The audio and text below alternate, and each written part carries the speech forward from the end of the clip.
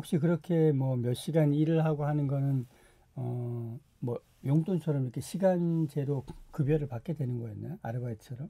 네네, 그렇습니다. 그건 어디서 찾아서 하시게 된 거예요? 네, 저는 이제 맨 처음에는 음, 이제 장애인한테 한글을 음, 가르치다 보니까 음, 이제 제가 한글을 가르치는 거를 참 좋아한다는 걸 음, 알게 음, 음, 됐습니다. 음, 그래서 우연한 기회에 음. 이제 평생 교육원이라는 곳에서 네, 그게 이제 예, 예, 국가평생교육원이더라고요. 예, 맞아요. 거기서 이제 문해 교육 강사를 음, 이수하는 프로그램을 알게 됐습니다. 음, 그래서 그거를 이제 이수를 했습니다. 음, 음, 그러면 그거는 뭐를 하는 거냐 하면은 성인분들 중에서 예를 들어 초등학교를 졸업을 못 하셨다 또는 아, 중학교를 졸업을 못 하셨다 하는 분들에게 이제 수업을 하고 음, 그분들이 이제 자격증을 딸 수 있게 해드리는 거였거든요. 음, 음, 그래서 그걸 이제 이수를 하고 음, 어, 또 뭐 그것 때문에 일자리를 갖기는 쉽지가 음, 않아서 음, 일단은 이제 음, 야하게 어르신들한테 음. 이제 수업을 하는 국어와 영어를 가르치는 봉사를 했었습니다. 아, 그러시구나. 네, 그럼 결국은 이제 원래 직업하고 좀 연결이 되는 부분이네. 네, 네, 혹시 그러면, 뭐, 교직에서 퇴직해 나오신 분들이 되게 많거든요. 네, 제가 인터뷰하신 분들도 꽤 있는데, 네, 그 중에는 이제 뭐, 작가로 활동하시는 분들도 있고, 네. 전혀 다른 업을 하는 분들도 있는데, 혹시 이제 선생님처럼 교편을 잡고 있다가 명예퇴직해서 나오시는 분들은 약간 내가 나와 보니까 이런 건 좀 준비하고 나왔으면 좋겠더라. 뭐 이런 게 있을까요?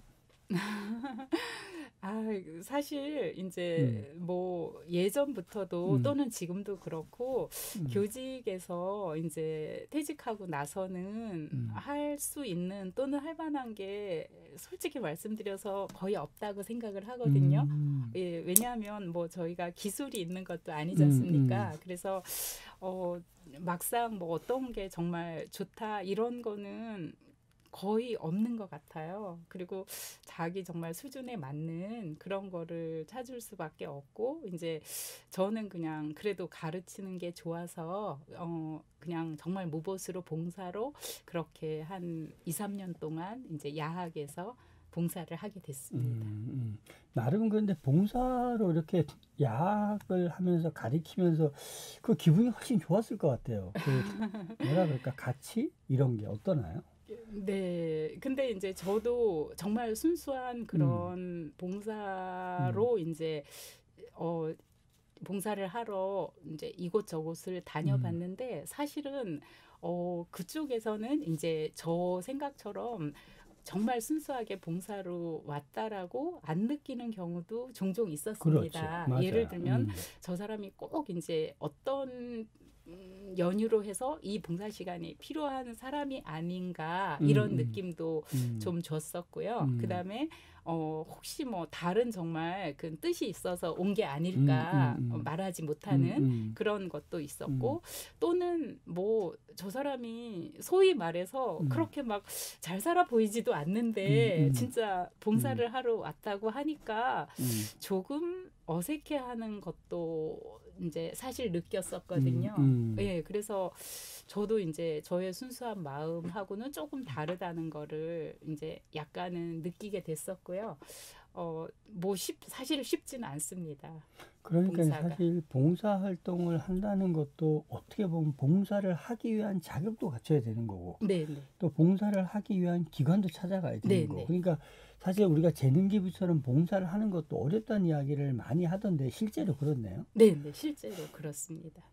그러면 뭐, 그러니까 봉사를 하기 위해서 돈도 투자해야 되고, 봉사를 하기 위해서 교육도 받아야 되고, 네. 봉사를 하기 위해서 어디도 가야 되는데, 네. 실제 그 봉사활동을 하는 사람들을 색안경으로 살짝 쳐다보면 이런 건 조금 네. 그죠? 힘든 부분이겠다. 네. 근데 현실은 또 음, 현실이라서 음, 그렇게 이제 대하는 분들도 꽤 많이 느꼈었고요. 저는 이제 애초에 제가 봉사를 하겠다는 거는 음, 물론 이제 학교 밖에 세상 경험을 하겠다는 것도 당연히 음, 있었고요. 또 음, 제가 이제 나라에서 이제 뭐랄까 혜택을 받기 때문에 순수한 마음으로 봉사를 하고 싶었거든요. 근데 그걸 그대로 이제 받아들이는 곳은 많지 않았습니다. 제가 공감하는 게 네, 네, 제가 가끔 이제 그 은퇴 상담을 해주다 보면 네, 가끔 오시는 분들이 그래요. 저 상담료를 얼마 드려야 네. 되나 이렇게 물어보거든요. 그래서 제가 웃으면서 네. 제가 상담료를 되게 많이 받습니다. 그래서 대신 제가 선생님한테 안 받고 국가로부터 받잖아요. 세금 내시죠. 세금 낸 걸로 연금 받잖아요. 그러니까 걱정 안 하시는 이런 네. 얘기를 하는데 네. 그럴 때마다 그래도 좀 상담료를 드려야 되지 않을까. 제가 국가에서부터 받습니다. 이런 이야기를 하는데 좀 그렇게 생각하시는 분들이 있었어요. 네, 네. 자, 교편 생활을 서울에서 하셨나요?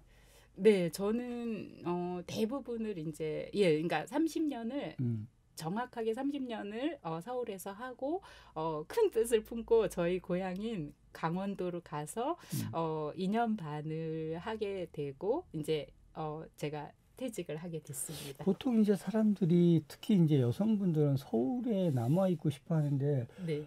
서울에 있지 않고 지방으로 간 이유가 있으신가요? 되게 싫어하는데 어떤 이유였을까요? 네, 사실 이제 저는 고향이 일단 이제 강원도 영월이고요.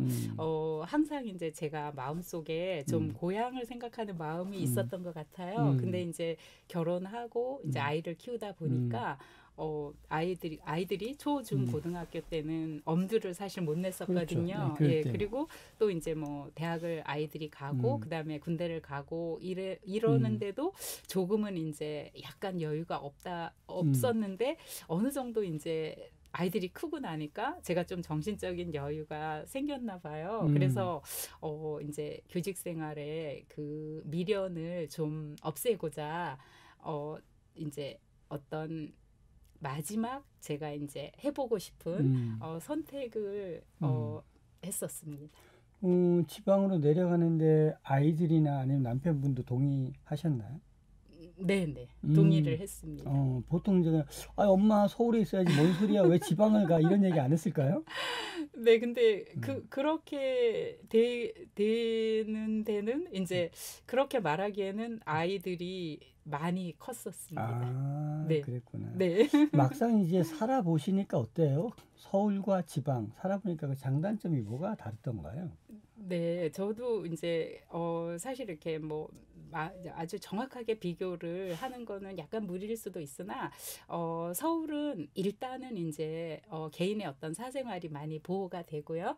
그다음에 뭐 남에 대해서 그렇게 뭐 이렇게 말들이 저는 별로 없다라고 생각을 하거든요. 그리고 나름 이제 이렇게 좀 합리적이고 또 이제 대중교통 수단도 많이 발달돼 있고 예를 들어 가게를 가더라도 이제 소비자 위주이잖아요. 근데 이제 지방은 제가 느낀 지방은 일단은 조금 이제 개인의 사생활이 보호가 잘 안 되고 어떤 행동을 하면 조금 약간 튄다 그러면은 조금 이제 그 사람에 대해서 얘기하는 사생활 보호가 좀 안 되는 면이 있고 두 번째는 일단은 대중교통이 이제 안 좋아서 차가 거의 필수입니다. 그리고 가게를 가거나 이제 음식점을 갈 때 소비자 위주라기보다는 그 주인분들 위주인 그런 거를 저는 좀 느꼈습니다. 충분히 그럴 수 있겠네요. 잘 몰랐는데 그럴 수 있겠네요. 네. 안녕하세요. 너하나의 은퇴학교입니다. 오늘은 여러분들께 특별한 제안을 드리고자 이렇게 영상을 찍게 되었습니다.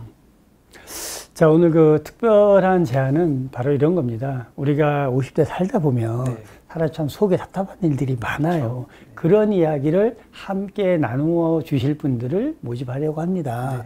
살다 보면 일단 50대쯤 되다 보면 직장에서 직장 상사하고의 갈등 문제, 남편하고의 갈등 문제, 시부모님하고의 갈등 문제, 자녀들과의 갈등 문제, 친구 사이의 갈등, 속 터지는 일들 너무 많거든요. 하지만 우리는 사실 그 얘기 못하고 살았거든요. 그런 이야기를 들려주면서 누군가의 얘기를 듣고 누군가가 또 공감을 받을 수 있고 누군가가 위로받을 수가 있거든요. 그런 이야기를 함께 나누어 주실 분들, 여러분들을 모집하고 있습니다. 누구나 다 여러분이 갖고 있는 그 작은 이야기를 듣고 정말 한 사람의 인생이 바뀔 수도 있습니다. 여러분들의 의견 마구마구 기다리고 있겠습니다. 정말 특별하다면 괜찮은가요? 정말 특별하지 않아도 괜찮습니다. 그냥 살면서 누구나 다 그 답답한 거 있잖아요. 제가 말씀드렸지만 직장에서의 일들, 친구와의 일들, 남편과의 일들, 자식과의 일들, 시부모님과의 일들, 이렇게 속 답답한 일들, 그런 거 경험했었던 거, 네. 그때 나 어떻게 했다, 뭐 이런 이야기를 들려주면 사실 그런 위치 또 그런 상황에 있는 사람이 듣고 되게 공감받을 수 있을 것 같아요. 그래서 평범한 사람들의 평범한 이야기 여러분들과 같이 나누고 싶습니다. 그다음에 50대 이후로 많은 분들이 창업, 자영업을 많이 하시잖아요. 그렇죠. 이분들의 이야기도 많이 듣고 싶어 하시는 분 많은 것 같아요. 많이 있죠. 저희가 최근에 이제 한 두 군데 다녀왔잖아요. 네. 예. 그래서 이제 막 50대 창업하면서 어떤 계기로 하게 됐는지 하는데 뭐가 힘들었다. 그리고 이런 거는 주의하면 좋겠더라. 하다 보니까 또 알바생이 너무 힘들어. 또는 이게 또 임대료 문제 뭐 이런 것도 힘들어하는 사람 있잖아요. 또 이거 아내가 안 도와줘 뭐 이런 얘기 있죠. 그래서 자영업 하면서 힘들어하는 얘기들이 있잖아요. 그리고 또 너무 좋아요 이런 얘기도 있잖아요. 그래서 우리 50대 분들의 자영업을 시작하면서 즐거웠던 일, 잘 되는 일들, 힘들었던 이야기 나눠주시면 새롭게 그 일을 시작하는 사람들에게 도움이 될 것 같고, 그게 또 우리가 은퇴학교가 추구하는 거기 때문에 자영업자 여러분들 시작하면서 어려운 일들, 잘 됐던 일들, 그럴 때 어떻게 해결했다 이런 이야기를 나눠주시면 새로운 분들에게 희망과 용기가 될 것 같습니다. 그래서 이제 정리해드리면은 50대, 50대. 평범하게 살아가시는 그럼요. 분들의 이야기를 네. 하고 싶으신 분들이나 그렇죠. 50대 은퇴하고 나서 자영업을 해보니 이렇더라. 이런 말씀 나눠주실 분들을 그렇죠. 모집하고 있습니다. 네네. 여기에 대해서 인터뷰를 해주시면은 은퇴 전략가님께서 직접 인터뷰를 해주실 거고, 그렇죠. 은퇴에 대한 다양한 상담, 전략도 물론이죠. 같이 네네. 시간 갖도록 하겠습니다. 네. 신청을 하실 분들은 아래 이제 링크 그렇죠. 누르시면 양식이 있거든요. 네. 그걸 써주시면은 은퇴 전략가님께서 직접 전화를 하셔가지고 그렇죠. 통화를 하시면 됩니다. 네네. 네, 저희 은퇴학교 많이 사랑해 주셔서 감사하고요. 앞으로도 많이 좋은 컨텐츠로 찾아뵙도록 하겠습니다. 고맙습니다.